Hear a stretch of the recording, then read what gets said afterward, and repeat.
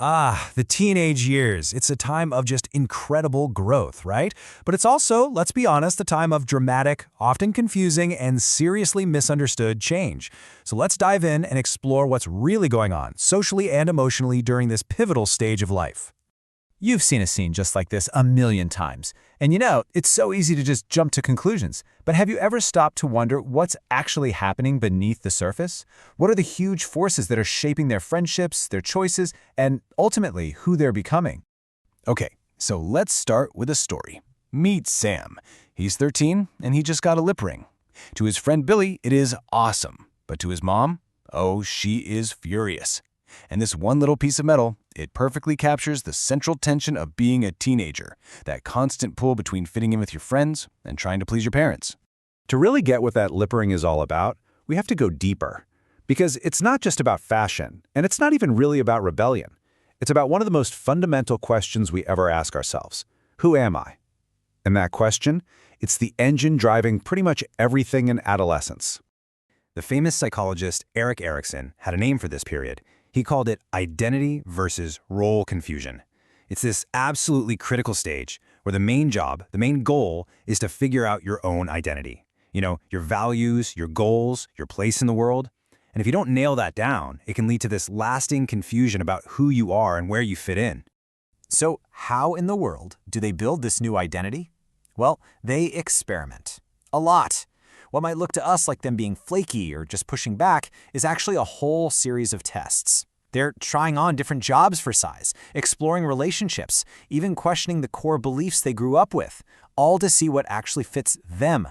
It's a messy process for sure, but it is absolutely essential for building a new self. Now, as teenagers start to pull away from the family to figure out who they are not doing it in a vacuum. No, they're stepping into a brand new social universe, one with totally different rules and a completely different center of gravity.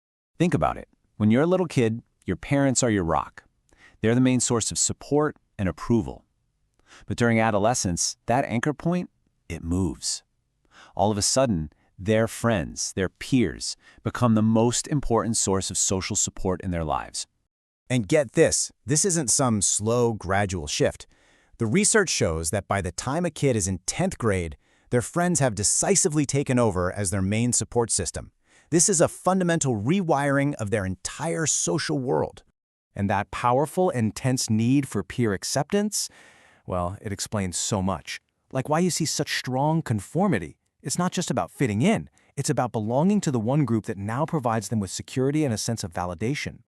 Okay, so on the outside, we have this massive shift towards peers, and on the inside, there's this huge quest for identity. But at the exact same time, a whole new level of thinking is starting to kick in, and it creates this incredibly complex and, sometimes turbulent inner world. A huge development here is something called reflectivity. For the very first time, teens can actually turn their focus inward and analyze their own thoughts and feelings. It's like they become their own personal science experiment, constantly studying and critiquing themselves. They might spend hours replaying one conversation in their head, trying to figure out what they could have said differently. And all of this self-study leads to a much, much more complex self-concept. It's not as simple anymore as I'm a good kid or I'm a bad kid. A researcher named Susan Harder found that teens evaluate themselves across all these different domains. So they might feel super confident about their friendships, but really insecure about their appearance. Or feel great about their part-time job, but struggle in school. So with all this complexity, is it any surprise that it can create a lot of emotional conflict? I mean, the fear of not being accepted by your friends is intense. There's often a ton of guilt when what their friends value clashes with what their parents have taught them, and anger can feel totally overwhelming. The key thing to remember is that these feelings, they are a completely normal part of growing up.